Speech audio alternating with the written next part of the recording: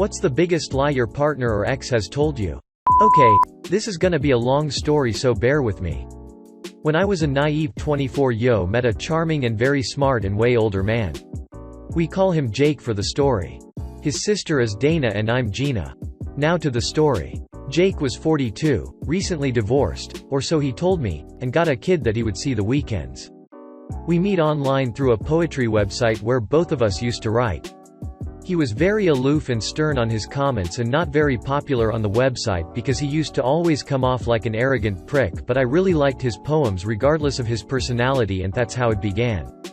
I commented on one and he instantly PM'd back praising my writing and asked me if we could collaborate on a duet together. I've already done it 1,000 times with a few friends and people on the site that I respected, so I said sure. So long story short, we met on Hotmail Messenger. This was nearly 11 years ago, kids, so no WhatsApp, although we did chat on FB too. This will come relevant later. Long story short, we instantly connected. He was funny, handsome and really sweet underneath all his bravado. And his dark sense of humor was right up my alley.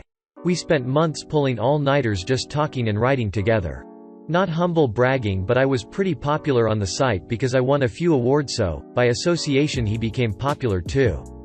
People started to reading Jake's poems and commented, and obviously he got a huge head about it, but I digress. Our relationship became more serious after he confessed that he was falling for me and I was smitten. So I went along with it. We talked about my recent breakup and he assured me that he would never lie to me because of course he used that, witch of his ex-wife, cheat on him, and he was devastated until he met me. I was shocked for how bad her ex was but assured him that I was all in. And I meant that. One important detail about our turbulent romance is that he was in South America.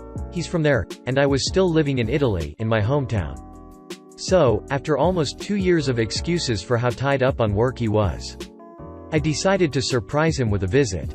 I bought my ticket and it literally was like a dream.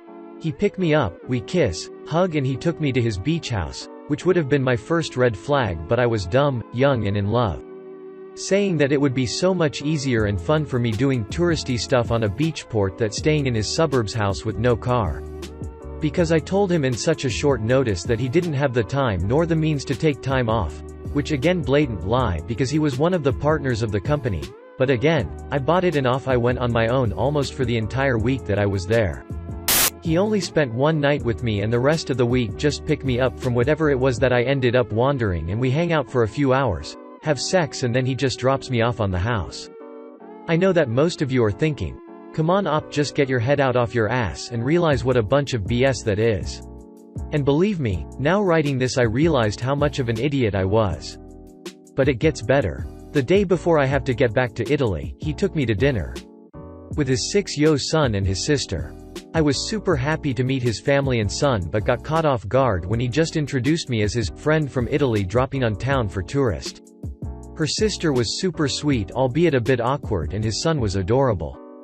We ate, talked, and off we went. He picked me up first thing in the morning and dropped me off in the airport. Now, that you got the full story, I'll get to the good part. 2 days later, and still a bit jet-lagged, I got a very interesting email from his sister Dana. Her email was short and very simple. Dear Gina, I know that you might think I was weird and maybe a bit rude when we met, but it was only because I was tricked by Jay to join the dinner with his kid. He never mentioned that you guys were dating, but after confronting Jake, he confessed and begged not to tell anyone or his marriage will be ruined. But you're such a sweet and young girl that doesn't deserve his deceive. Jake is still married and never left their home. Don't take just my word for it. And Dana sent me pictures of his real FB profile and surprise. The perfect little family. I thanked her and shut down my computer. I was devastated. I really thought Jake was the love of my life and was seriously considering moving there. I spent all night crying and drinking wine until I get myself the worst migraine. But, the heartbreak lasted about 12 hours. At 4 a.m. I got up, shower, make a pot of fresh coffee and started planning my revenge. I was hurt, yes, but also so angry that he not only deceived me, but dragged his sister and his innocent child in his lie. I was at the other side of the world and I didn't have the money to pay someone to kick his ass or egg his car. But as my Sicilian father would said to me, if someone slaps you, don't turn the other cheek. Cut off their fucking hand. And so I did. Cue my sweet revenge. I sat down on my desk and turned on the computer and logged in his Hotmail. I didn't have the password, but I knew him well enough to answer his 3 security questions on the section, forgot password. 1, 2, 3 bum baby. I'm in and holy sheet. This arrogant piece of human crap was not only dating me, but other 2 girls. I quickly logged onto his FB too because he had everything linked, the naivety. So I quickly changed all his passwords to I'm a prick and discovered that his personal email was also connected to his work account. I dug through his emails for 2 hours. This idiot never erased anything, so he had more than 5,000 emails. Until I found something very interesting, the girls he was also seeing and their very hot email exchanges. Dick pics included. So what did I do? You guessed. I crafted a very lengthy and explicit email with pics and chat logs attached confessing to Jake's wife, posting as him obviously, begging for forgiveness and declaring how much of sheet person I was, and as a proof of my willingness to change and transparency was sending this email to the girls too. But that I did it only because I was a closeted gay and thought that being a player would help me forget how much I really loved guys. That I was sick of pretending and hope she could move on and maybe be friends. But not only to them. I fucking copied his entire list of contacts, including the CEO and partners of the company he worked, his parents and of course. This email was perfection. All the pictures and chats, myself included, he ever exchanged with any other women.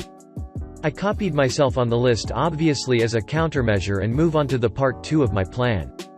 I changed all of his FB and declaring that I was so relieved that people finally knew who was I. The pride flag was his new wall picture and his profile picture was a photoshopped picture of 2 guys kissing.